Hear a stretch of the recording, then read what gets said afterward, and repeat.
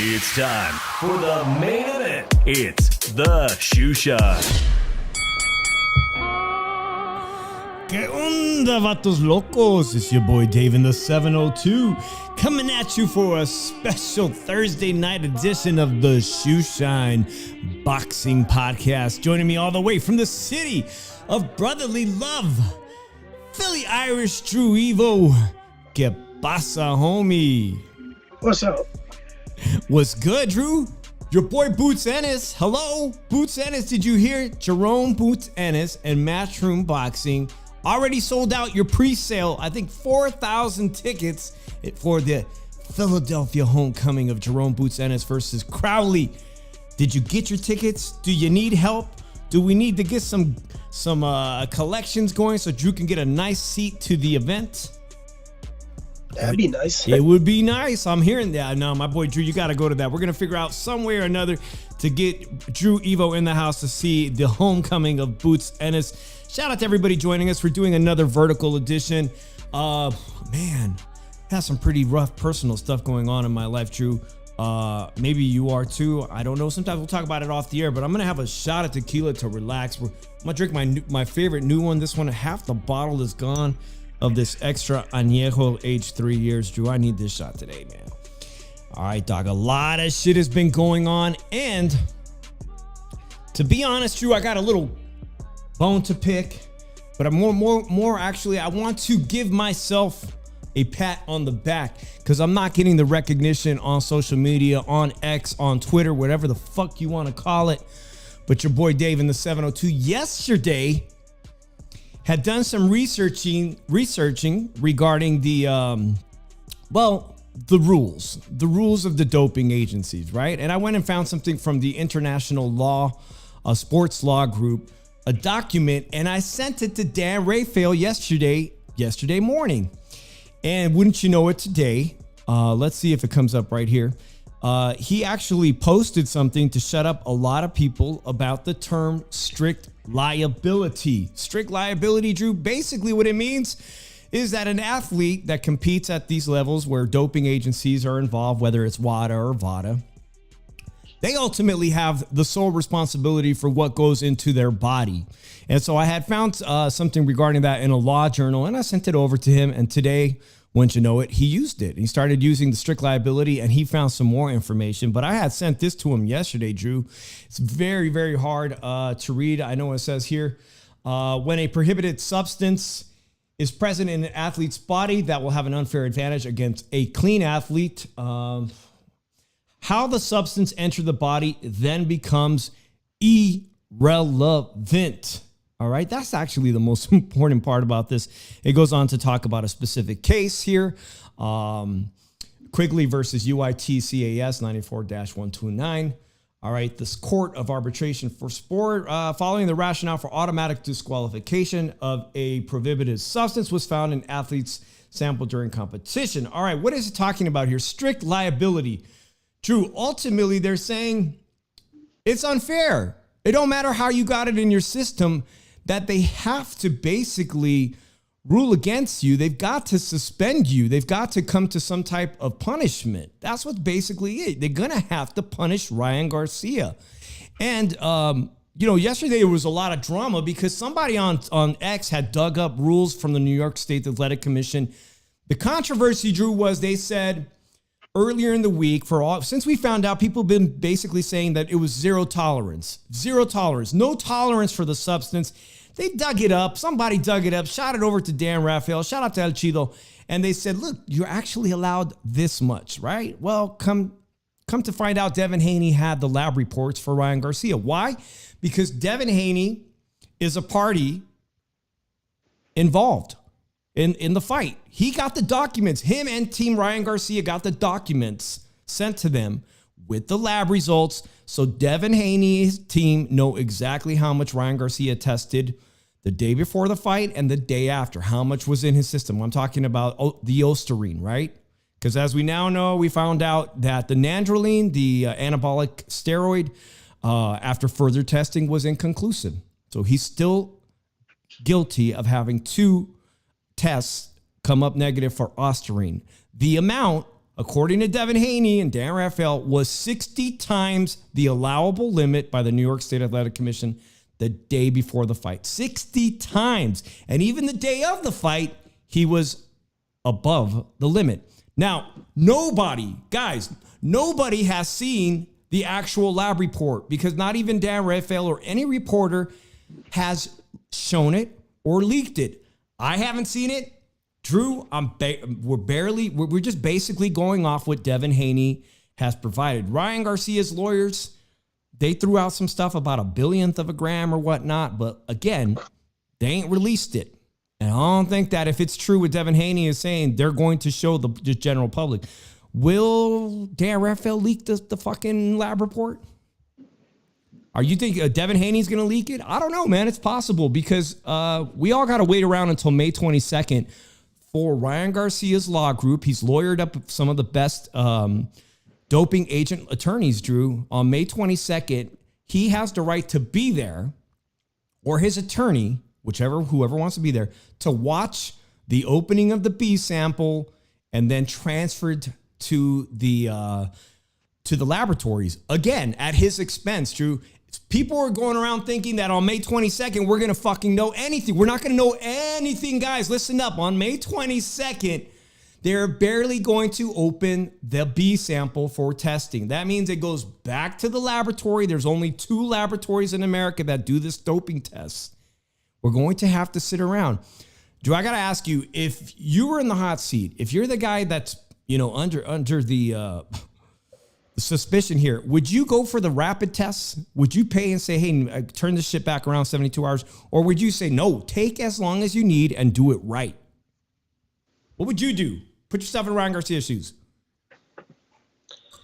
I'll tell you the truth. If I think I'm innocent, tell you how long you think it would stay in your system? Well, he's not going to. So everybody knows he's not taking another drug test. They're just going to test the piss they already have, because they separate the A vial into 2 sections, A and B. In case you ever get caught, they take the second sample, the B sample, the second piss sample. They open it up and they send it to the laboratory for testing. That's what's going to happen May 22nd. But I get your point, Drew. You're saying if I was innocent, I'd say hurry up and do the fucking 72-hour test, right? You'd pay extra to be like, hurry up, process this shit as fast as possible so I can get this behind me and everybody could see that it was an error, it was a fluke, and I'm innocent, right? But I look at it like this. How long does this stuff stay in your system for? Because I tell you the truth, if I was him, I'd take a piss test right now. If this was to stay in my system for like 30 days, even in a hair sample, I'll give a hair sample up. I'll give a piss sample up. I'll take another test right there and now. And because most likely if I did it, it would still be in my system and everything. So I'll be honest, I'll probably do the rapid test, but at the same time, people will say, oh, we want a disqualification. You're not going to get disqualification. The most you're going to get is a no contest ruling. And you can't, seriously, if they're looking for a disqualification, you're not going to get disqualification. You're going to get a no contest when it comes for this. And the other thing is, Ryan will most likely would be suspended for at least 2 years. Yeah, but depending that on seems how much pretty you do. steep. And if it's like 60 times the amount and everything, then we might look at a lifetime ban out of it. But at the same time, they interviewed Vinter Conti about it, and it seems like he's thinking of shit as he goes and talks. Well, see, the issue with Victor Conti is at first he did allude that there was zero tolerance, and then somebody had to come up and look for this and find out that there is a very small of limited amount that is allowed by the New York State Athletic Commission. So he looks wrong on that. But what he's not wrong about is that according to VADA and the World Anti-Doping Agency, there is a zero tolerance, right? But the New York State Athletic Commission allows this little bit much, but it sounds like Ryan is over that anyways, which is, so we find ourselves on May 22nd where they're going to be doing the additional test at his expense, the B sample. And my guess is, guys, that we ain't going to find out shit until the middle of June, because they're probably going to tell the doping agency testing lab, take all the time you need. Take 2 weeks, take 14 days, take 21 days if you need, because that pushes out the hearing. And his attorneys are going to need as much time. Guys, this is what's happening. They are trying to figure out, how can we convince the commission when we go into our hearing? Because Ryan Garcia has to prove his innocence. The only way he can prove his innocence once he finds out if he failed the B sample, Drew, is basically to say, and actually he can't prove he's innocent. What he's going to try to prove is that it was unintentional. Unintentional, guys. That's what Alicia Baumgartner ended up agreeing to, that it was unintentional. It means, I didn't know. I didn't mean to. Somebody put it in my protein drink. Or I was taking these supplements and I had no clue. I never checked the website. I didn't give them the VADA to pre-inspect my supplement list. Basically, I asked Joe Habib, and shout out to Joe Habib, because we've been going back and forth on this. I don't agree with him and his sentiment that they're not going to do shit. I really think they need to make an example of this, unfortunately. But I think, Drew, he's going to have to convince the commission eventually. The B sample's going to come back positive for Osterine again. He's going to have to convince the commission that I didn't mean to. And I think it's an uphill battle, guys. Let me know what you guys think in the replay, or drop it in the comments. It's an uphill battle. He's going to have to convince them that I didn't mean to. And if he can do a good job of that, and remind you guys, he's hired the best attorneys that money can buy that specialize in doping cases to present his case that it was an accident. All right, fine. It was in my system. It was an accident. How about 3 months suspension? How about don't fuck with the no contest? Leave that alone. Give me the win. I'll take 3 months. Okay, fine. I'll take the 6 months. They're probably going to argue, if they're going to do the right thing, they're going to do a suspension that's at least what Lucian Boutte or Amir Khan had. But Drew, boxing is a business first, man. Sports entertainment. I look at it like this, that you're going to get a no contest ruling off of this. You're not going to get a disqualification, and Haney's won a disqualification. You're not getting that. You're going to get a no contest. At most, a no contest out of it. They're going to suspend Wine, and they're going to look at it. They're probably going to make an example out of him. And so I'm saying, like, he'll be lucky if he only gets a 2-year suspension. Well, guys, thank you so much for dropping hitting that jab that like button, you guys. It definitely helps us. We're doing vertical. We're trying to grow our audience. Shout out to everybody supporting us. Drew, things get even further complicated because overnight, this shit was revealed as well, that in the video taping of the DAZN documentary leading up to the fight, it looks like Ryan Garcia broke even more rules. And as you can see here, it looks like he did an IV treatment pre-press conference week. They got it documented that he's doing some type of IV treatment. Okay, what's in that bag? We don't know. But the New York State Athletic Commission also has a rule on this. You cannot do this without their strict written consent. You can't do that. You got to let them know what you're putting in your system.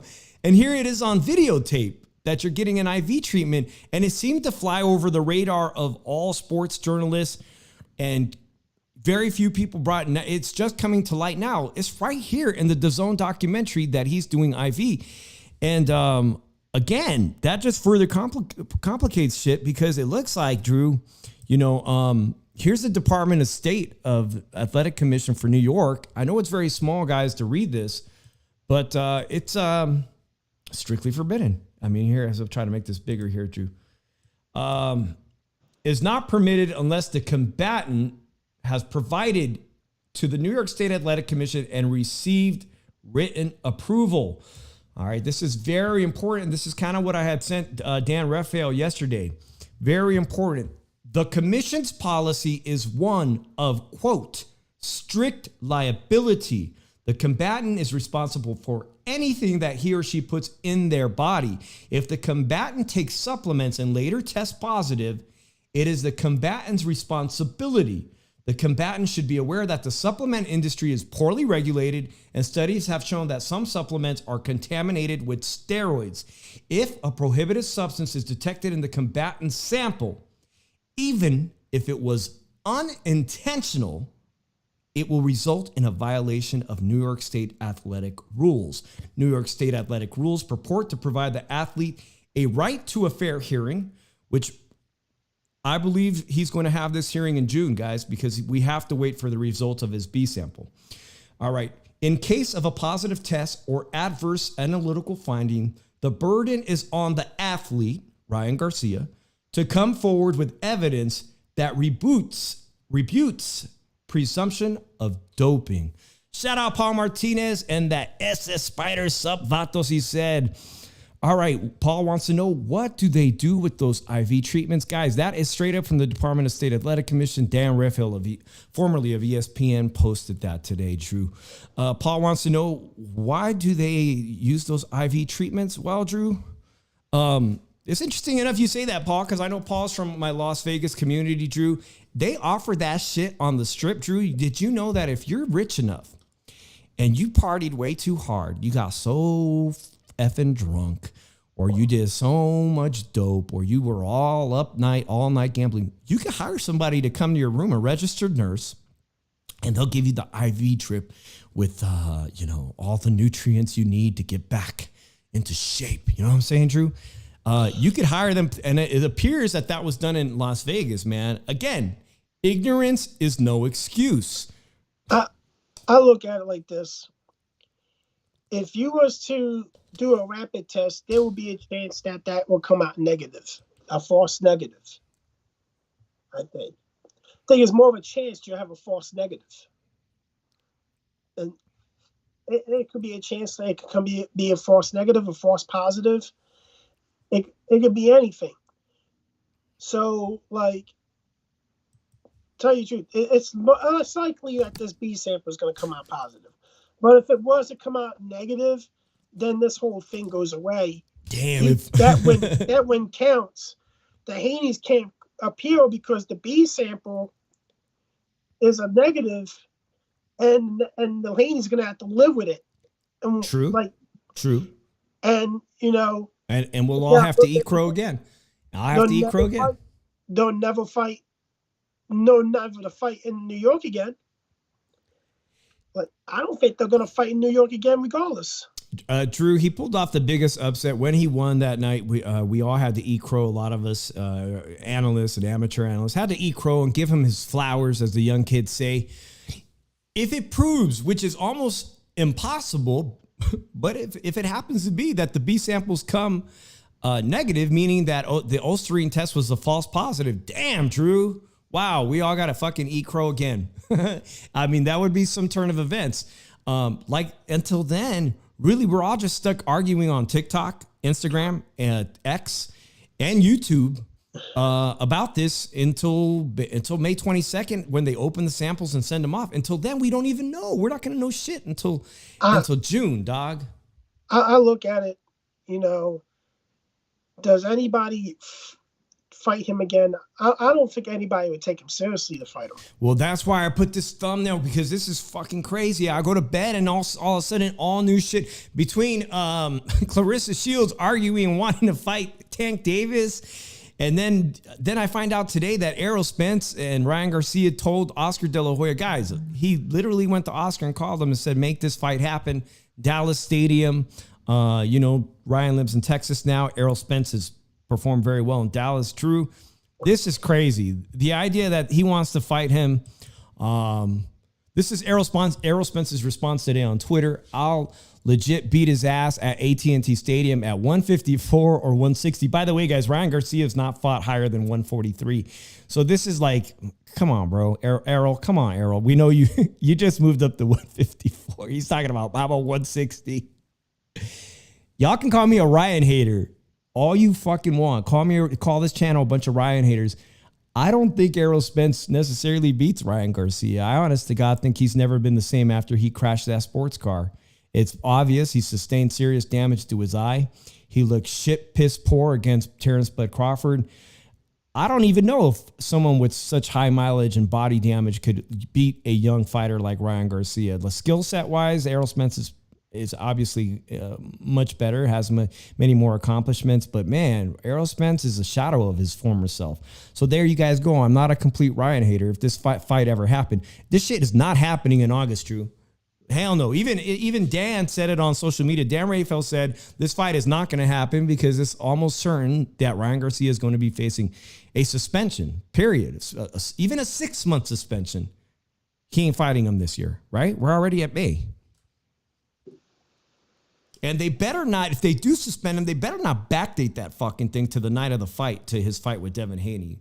That's some bullshit. That's like in the justice system when they say, you already been in jail you're a murderer, you committed manslaughter, but you've been in jail for a year away. We'll just take that year off. Man, nah, that's some bullshit. Don't backdate that suspension. Start it from the day of the hearing.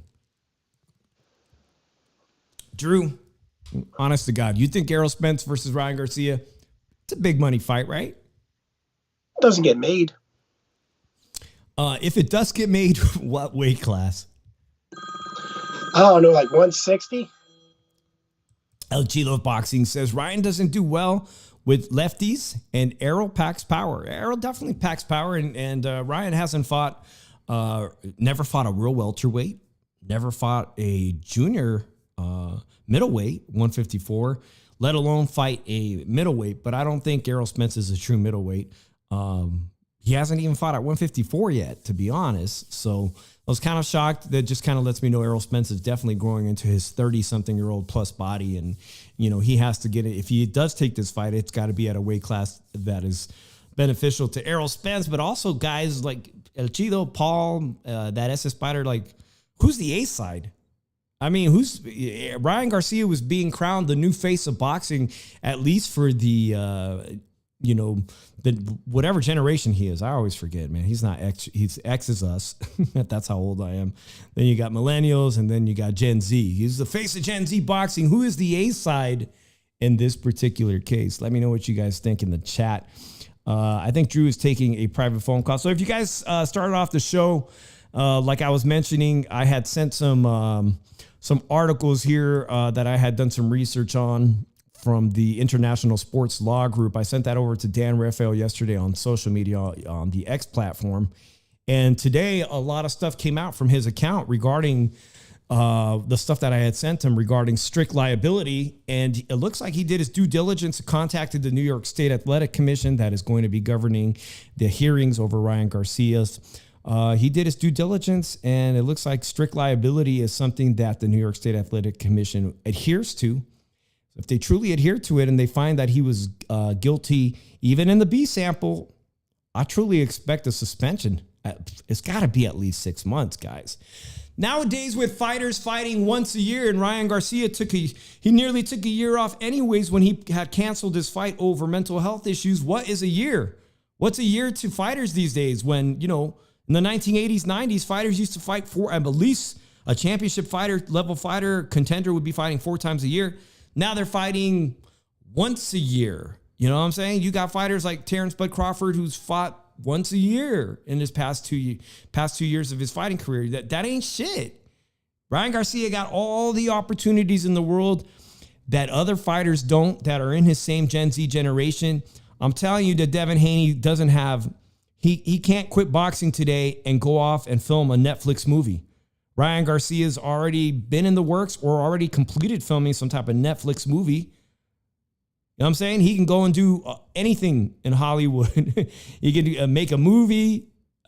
He's already been recording rap records. I don't think much of him, but some people do like him. He performed here in Las Vegas this past weekend. With everything going on with the doping scandal that he's involved in, they still paid him money to show up at Zouk nightclub at Resorts World International to perform one of his songs, diss track written to Devin Haney, and his other song named Bless. Like, so what does an old boxing fogey like me know, really? El Chido says, yeah, Errol ain't going to take that B-side, so the fight won't happen. And, he's one of the elite fighters of yesteryear. Lump him in with all those great welterweights that were at PBC, a former welterweight champion. The those days have already kind of passed, and it's very hard for somebody in Errol Spence's position who has already filled up the Dallas AT&T Stadium to say, nah, the young guy is the A side. I think this fight is going to be incredibly difficult to make happen. Even if both of them want to, they still have to agree on terms. And we still have to wait to see the outcome of Ryan Garcia's hearings of what's going to happen with that. So I'm anxiously awaiting Drew to come back, guys. I appreciate everybody hanging out with Dave in the 702 Shoe Shine Boxing here. I'm going to move on to some other stuff that's been happening. We had some really, really interesting news. I don't have the mugshot, but some of you guys may have heard that the WBC champion, Jermall Charlo, big Jermall Charlo, not the little one, even though they're identical twins, he hasn't defended that 160-pound championship since Montiel. Drew is back. Jermall Charlo gets arrested again. The dude has got serious drinking issues, another DUI. He flees the scene of the crime. I think he had a Lambo, crashes a Lambo, and the WBC finally did the right thing. They stripped him of the WBC middleweight championship. He is no longer the middleweight championship. They gave that to the interim champion, Carlos Adames. Carlos Adames is now the 160-pound WBC champion. Look at that. He got the Mexican belt, too. Look how happy he is. El Chilo says, finally, this presents some really good things because that 160-pound division was trashed because people did not want to fight in that division. Jaime Munguia fled that division, never took the opportunity to fight Carlos Adames. Are things going to change? Is 160 now even much better for this? Now that he's the actual champion and he's willing to defend it against the best. Dog, I already heard that Janabek and him are on the phone, man, that they're already starting, man. These two guys at 160 are some of the baddest dudes at 160, and they want to fight each other. Well, overdue. It's overdue that he got stripped, and Sumov, if you would have still let him have that belt, here's the thing. He's corrupted as they are. He's corrupted. Probably the most corrupted guy in boxing. You could say top 5 most corrupted guys in boxing. Who's that? Monsieur Sumov. Oh. Well, it's, he's responsible for letting Devin Haney keep his belt. A lot of people had a problem with that. A lot of people have a problem with the fact that he doesn't force Canelo Alvarez to defend the WBC super middleweight championship against David Benavidez. He never forced it. You know what I'm saying? Never mandated it.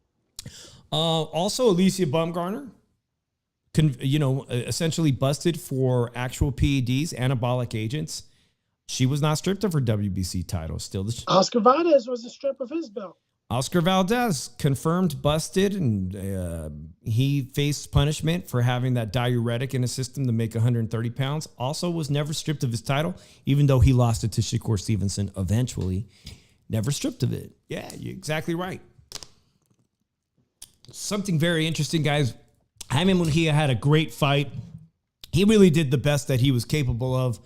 Where he's at in his career, at his level. Maybe he'll never beat Canelo Alvarez. Maybe that fight was too premature. Canelo didn't beat Floyd Mayweather. But interesting enough, Jaime just left 160, Drew, when he had a lot of opportunities at middleweight. And I've been going back and forth with a lot of people on the YouTube platform. I don't think Jaime Munguia becomes world champion at 168. He's going to be sitting out the next 2 years of his life, not becoming a world champion, because Canelo Alvarez is going to reign supreme at that weight class. I'm just saying, if you could make 160 and you were a big fucking dude, but you were at 160 just a year ago, would you recommend he move back down, Drew? Because they'll sign up to fight him, dude. Carlos Adames wanted that fight with Jaime Munguia. Janabek, I'm sure, would take that fight with a big name like Jaime Munguia. Does Jaime Munguia have a chance at beating either of those guys if he can melt down? He may beat Adonis. I don't know about Janabek. Be a tremendous fight, because really, who's Jaime Munguia going to fight? Caleb Plant, somebody, a former champ. What's he going to do? Fight former champions? About the only fight I could see being worthwhile is Berlanga, but I think Berlanga's he's going to get the shot, man. I think he's going to get that Canelo payday. Nah. You don't see it happening? By the way, guys, did you guys see, I don't have it here, but Berlanga had posted on social media, full-on mariachi sombrero. He had the poncho. He had the Mexican flag. He's taunting Mexico. Bro, he said he had Mexican fans, but then I think he's being disrespectful. Obviously, he's trying to play the bad guy. The more he plays the bad guy, the more he makes a campaign at getting that Canelo fight. They're putting that seed. They're putting that seed out there. You see some of the comments in that shit? They're like, nah, dude, he's still not getting the fight. All that for nothing? He's still not getting the fight? Yeah, they tell you the truth, man. They don't think highly of him at all. Nobody thinks highly of Evan Berlanga. Like, seriously. When people don't think highly of you, and everybody's saying it that nobody thinks highly of you, you're not gonna get it. You're not gonna get the big fight because they don't think highly of you. And he's trying too hard to get a fight that he's not gonna get, that he has no chance in getting, because it doesn't sell. That's the thing. Why they're gonna ask him, why are we putting this fight on pay-per-view?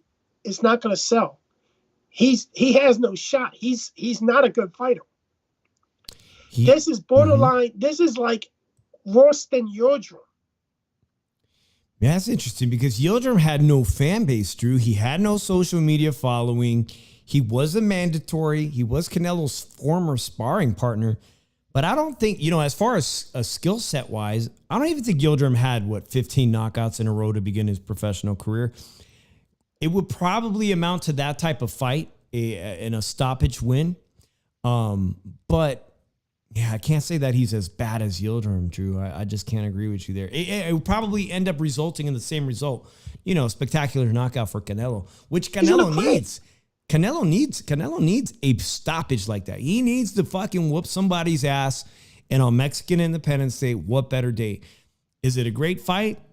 Not really. But, they're going to play on the strings of the great Mexican versus Puerto Rican rivalry. It's Mexican Independence Day. I still think that Berlanga is the front runner for this September the 16th weekend. By the way, speaking of September 16th, God damn, so much happens, Drew, that we have to now do 2 shows in a row. Did y'all hear Turki Al-Ashish? I hope I said his name right. His Excellency. Did you see who he inked a deal with for September 16th, Mexican Independence Day weekend in Las Vegas? You missed it too? Dana White, bro. Dana White. And this is big, big news, guys. Let me point this out, and I'll probably cover this further on our Monday show, Drew. He inks a deal. Shout out to everybody from my Las Vegas community. He is bringing the first UFC fight to the Sphere, that giant LED circular theater space where U2 performs. Done deal. Boxing promoters wanted that. Oscar De La Hoya wanted it. Bob Arum wanted it. The very first combat sports event in the Sphere is going to be on Mexican Independence Day weekend, and it's a UFC card. True. That is exactly what Dana White has been trying to do. He's been trying to steal the holiday weekend, Cinco de Mayo on Mexican Independence Day. He's trying to get and capitalize and dominate and steal Mexican Americans and Mexican fan base that you should be watching the UFC on those days. But guess what? Canelo Alvarez still has that date on lock, bro. The last time we saw this shit happen, we had already started doing the shoe shine. It was the night that Kovalev fought. The night of the Kovalev fight. And you remember how boxing stopped everything they were doing? They literally sat their asses down, and Canelo and Kovalev were taking a fucking nap waiting for the UFC to get done because they didn't want to fight while the UFC was in. They can't do that. They can't do that anymore. Whatever happens September, if Canelo Alvarez is fighting here in Las Vegas, you cannot wait for the UFC to get done, bro. Well, massive mistake. Well, you see what that's going to mean. That means that nobody's going to watch that Canelo fight for Berlanga. They're going to go watch that UFC fight. Well, you got a good point, Drew. All right. See, now we're cooking because you're right. You're going to have to sell this pay-per-view when you have a competing pay-per-view of the UFC that generally does fairly well consistently, you're going to have to convince boxing fans to pay for that. Hey, you got to sell this Berlanga fight. Does it make it more challenging now? Fuck, man. I don't know. I got to ask you guys. Let me ask you guys, if you guys are listening to this part in the replay, does boxing stand an uphill battle this September the 16th if Canelo Alvarez fights Berlanga? Because they have to compete with Dana White's dramatic first debut at Las Vegas' Sphere. A lot of people are going to be, I'm telling you, people in Las Vegas are going to be interested in it. It's probably going to be, the whole weekend it's going to be bananas. Even though it's a small place, people are going to be like, oh shit, there's a different energy. There's something new happening in Las Vegas, Mexican Independence Day. Drew, the truth of it is, the only way to really beat them in numbers is if Canelo was to fight David Benavidez September 16th. Yeah. And here's the thing. His own people don't think he has a chance. And like, if you had like Fat Joe interview and you ask him, oh, does he beat Canelo Berlanga? He's gonna say, fuck no, he doesn't. Gets knocked the fuck out. Like, they don't believe in this kid against Canelo Alvarez. They're like, they're not gonna really. Why go to the fight? Why buy the fight knowing he doesn't have a snowball's chance in hell of beating Canelo Alvarez? And he's likely not going to survive 5 rounds. He'll likely quit before 4. He'll probably take a knee every so often so he doesn't take a beating. Like, nah, nobody's buying this fight, Dave. It's not going to happen. And if it does, the death of boxing's happening. Shout out to Remy. He says fans will still watch Canelo. The boxing fans will still watch Canelo, whoever he fights, particularly fans of Canelo. I think no matter what, Mexicans are still going to ride with Canelo. But the question is, like, how much would it sell? Like, is it going to be worthwhile? How much you got to come out of pocket for Canelo to fight Berlanga? Because today I'm hearing that the conversation about fighting David Benavidez is now, he's returned a new answer. Canelo Alvarez has said, if money's right, I'll fight you the same night. That's what he said Saturday with Jaime Munguia. If the money's right, I'll fight David Benavidez the same fucking night. But now we're hearing that the price is $200 million, bro. He don't want to fight David. You don't want to fight David Benavidez. $200 million. I honest to God think the Saudis could probably come up with half of that. I think they would pay half of that, but that shit would have to be at the AT&T Stadium all over. You're going to have it somewhere either there or inside of the Raiders Stadium, Allegiant Stadium, where you're going to be able to pack 70,000, and you're going to have to sell 70,000 seats to pay Canelo even half of what he's asking. I don't even know if you could sell 100 million in gate and pay-per-view revenue. Maybe, but Saudis seem to be willing to lose money. They make everybody else come to the table and fight. They're making Tim Tszyu and Virgil Ortiz happen, 2 superstars. By the way, shout out to Allegiant Stadium and all wrestling fans. I know Drew's a wrestling fan. Shout out to the city of Las Vegas for getting WrestleMania next year. You know you want to go, Drew. You know you want to go. I would have went this year. It was in Philly. Oh, you had it in Philly and you didn't go? No, this tickets are fucking expensive. I know, man. People's talk. That's what I'm saying. You fight David Benavidez, Canelo, in Las Vegas, you have no choice but to host it at the Allegiant Stadium because you're gonna have to have the atmosphere of what WrestleMania does. Shit, you're gonna have to. And Drew, I'm just curious, man. What did those seats go for in Philly? Just like nosebleeds, just to be in the building. You're probably at least paying you're at least paying like $500 nosebleed, and then it gets to $1,000 when you get past those nosebleed. All right, 500 nosebleeds. That's a lot of money. And today, this week, I was shocked. You guys know David Benavidez. Speaking of David Benavidez, he returns to Las Vegas as MGM Grand next month. Things are heating up online between Clarissa Shields and Gervonta Tank Davis. Gervonta Tank Davis heating things up with Frank Martin talking about I'm gonna snatch your girl. Where's your little girl at the press conferences? Do you want to know what those tickets went for? Drew, they had pre-sales. I hit up my boy Fonzie and Carol. Shout out to them. We always go as two couples and other couples. We go see those fights. We wanted to go see it. We had the pre-sale code, $400 for nosebleeds. Plus fees to see Tank Davis and David Benavidez at the MGM Grand. Total capacity, 13,000. Bro, 800. No, actually, let me be right. The $400 seats with fees are $900 for two people to go for nosebleeds at the MGM. They said they had 179 tickets, which was all fucking cap. I didn't even see the $300 seats. $400 is ridiculous to go see Tank Davis fight somebody you know he's going to knock out Frank Martin. I don't know how the David Benavidez fight is going to play out. That in itself is a main event. But the starting price is fucking ridiculous. You gouging fans. I mean, like you said, Drew, this ain't WrestleMania. $500 for nosebleeds, $400 for nosebleeds to see Tank Davis. It ain't WrestleMania.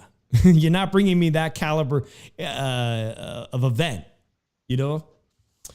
So I'm saying, man, hopefully they're going to come right and bring those prices down because otherwise I expect, and I think a lot of people are speculating that Tank Davis fight come fight week or a couple of weeks before, there's going to be a dramatic cut in pricing. They're just going to have to.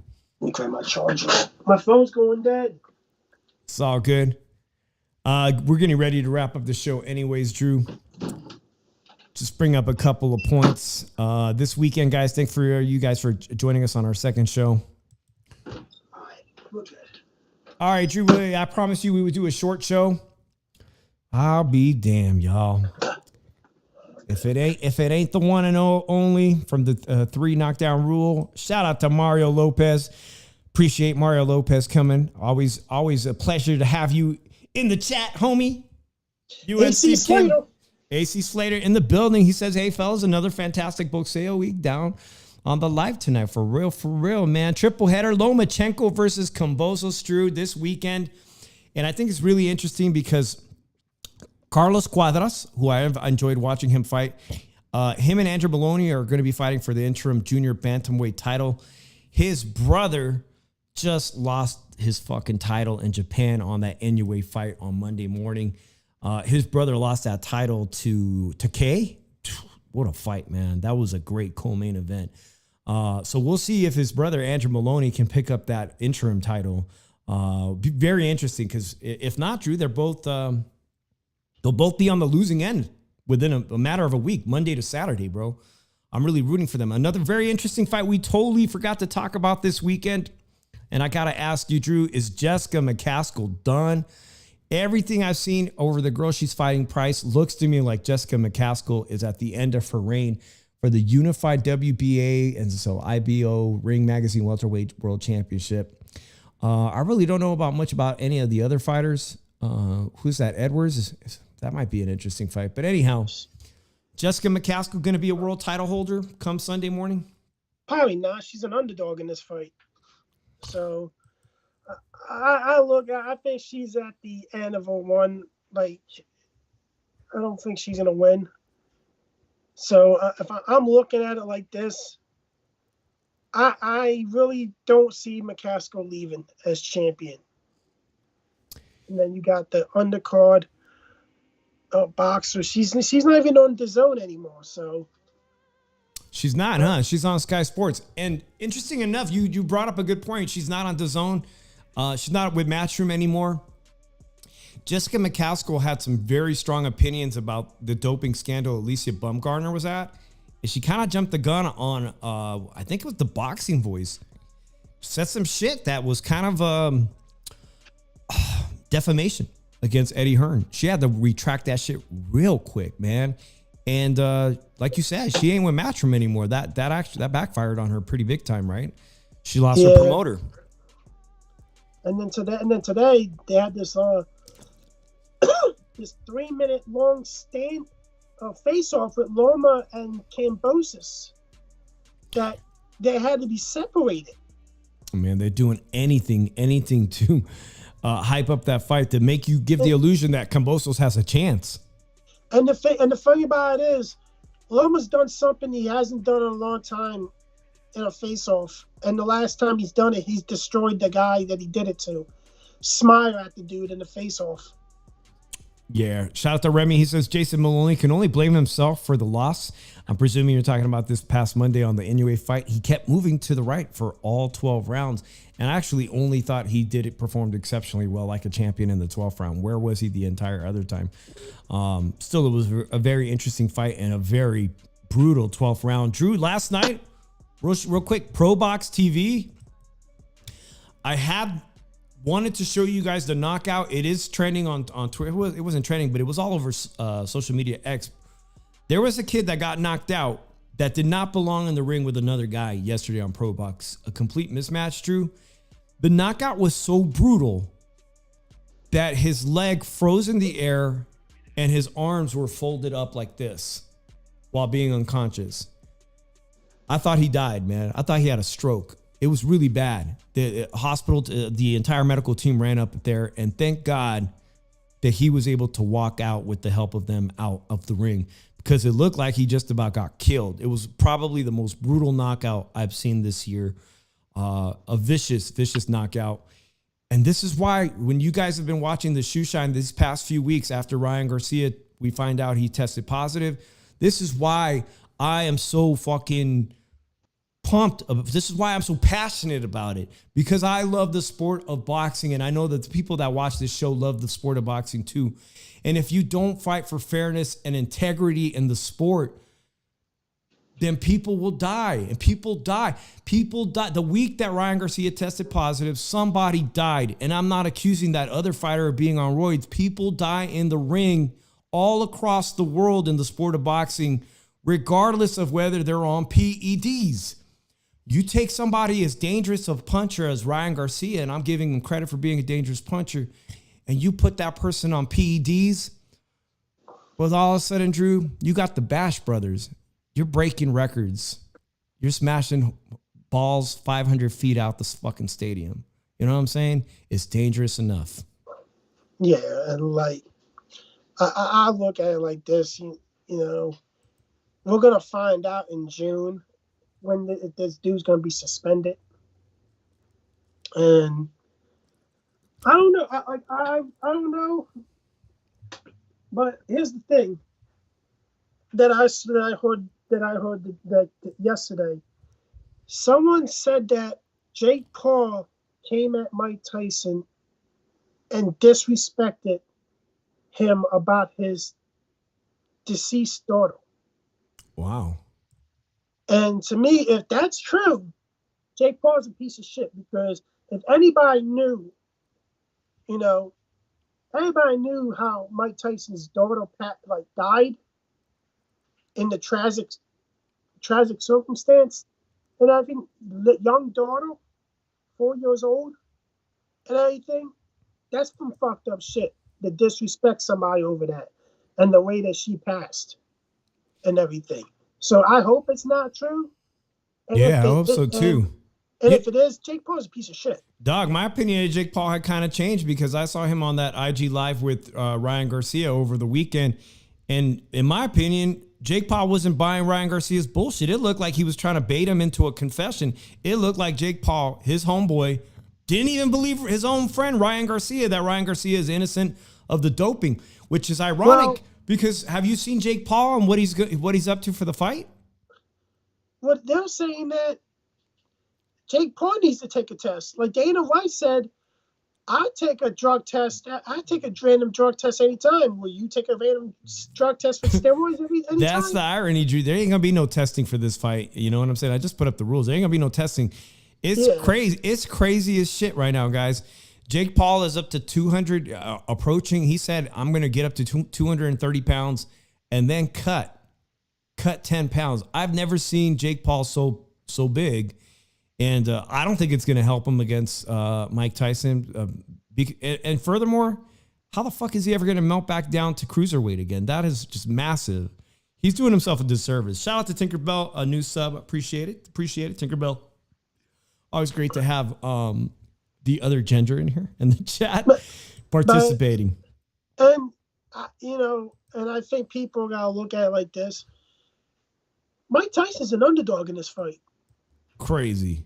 And they got him as an underdog. When I told people about that, they're like, what? He's an underdog? But yeah, he's an underdog. So I look at it like this.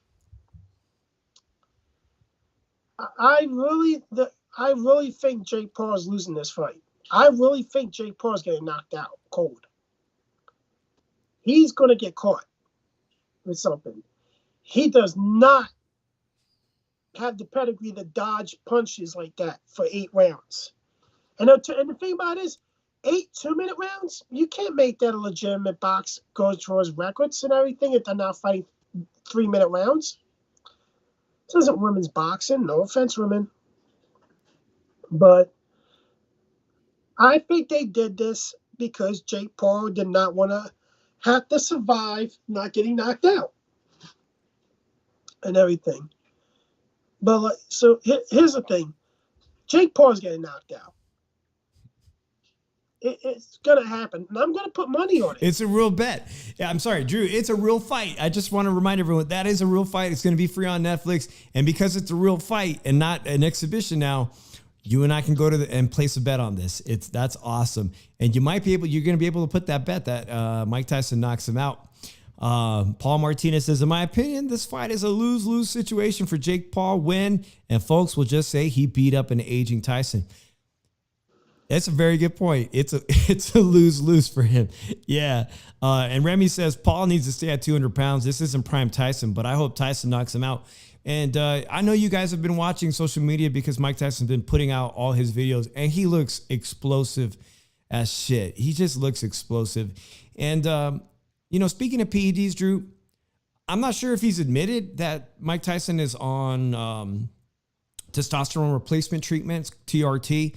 But most male athletes after 40s, in their 40s, 45s, plenty of them are pretty open about it. You know what I'm saying? That testosterone drops. You guys hit 40, mid 40s, 50, it just fucking stops producing naturally. I live in Las Vegas. I can go to my primary care physician and I'll take a picture next time I'm there, but they literally offer TRT right there and show you the pricing at the front counter. I almost probably certain that Mike Tyson is on testosterone replacement. You know what I'm saying? That's so like, it's a real fight. How do you test it? How do you even comply? There's no testing, Drew. So probably Jake Paul's on it too, man. I'm just saying, it's not an even playing field. Anyways. Yeah, I just don't, I see him getting knocked out. Like, if you look at it like this, it's, what is he hoping to accomplish boxing Mike Tyson now? Like, seriously, your goal is you want to be champion. What's that going to help you fighting Mike Tyson? What's that fight supposed to do for your chances of being world champion? It doesn't really help you enough. It's basically just to let everybody know he can bulk up to the heavyweight limit, and he'd be a very small. I mean, Mike Tyson was the smallest heavyweight, but man, he'd get murdered as a heavyweight. Let's just be real. If he was really trying to be ranked as a cruiserweight, Zurdo Ramirez is a fight Oscar De La Hoya would be more than happy to make just for the money. I'm sure as a business move, Zurdo Ramirez would get in the ring with him. Not to mention Jai Apatai. I'm pretty sure after he gets past Breedis again in his rematch, I'm pretty sure he would take up the fight just to knock out Jake Paul. Pretty much any of them would. I think the Saudis might look into that. So, yo, we'll give you this money if you come and fight Okatai. You want to talk about murder? Just to get him knocked out. He's talking about, yeah, knocked out. Man, it's been a great show Thursday night. I appreciate everybody hanging out with Dave and Philly Irish Drew Evo. We'll be back on Monday night. We wish everybody a great weekend. Drew, any final thoughts on this week in boxing? Loma by stoppage. Loma by stoppage. We'll see you guys next Monday night. Till then, everybody have a blessed weekend. Peace out.